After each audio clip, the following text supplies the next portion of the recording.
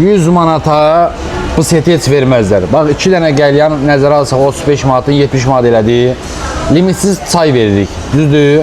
Bir dənə 2 dənə 3 dənə fərq eləmir çay. Bu 100 az yeni qoyuruq cibimizə. Dostumuzu gətiririk bura. Rüfət dostum, əziz qardaş. Bax bu seti 25 manata adama 12 manat 50 qəpik. 2 nəfərə 12 manat 50 qəpik. Demək olar ki, pul vermirsən da bura. Nə daxildir? 2 dənə qəlyan, 4 dənə tortu, snikersi, mürəbbəsi, türk paxlavası, 2 dənə qəlyanı limitsiz çay. Harda var bu? Heç harda yoxdur. Heç harda yoxdur. Nətər heç harda yoxdur? Bu imenli Taksim Bakıdadır. Taksim Bakıda, Taksim Bakı hardadır? Azadlıq metro stansiyasının düz yaxınlığındadır. Hollywoodda qalxan yolda. Bir də onu deyim, Rüfət. 5 manat 2 dənə qəlyanın gedir. Bəlkə də üstünə pul qoymasan, yenə də 2 dənə qəlyan çəkmək üçün. Burada limitsiz çaydır. 2 dənə qəlyandır. Yenə də deyirəm, 4 dənə tortudur, ballı tortu. Mürəbbəsi, snikersi, türk paxlavası. Çaydakı partiyana qədər.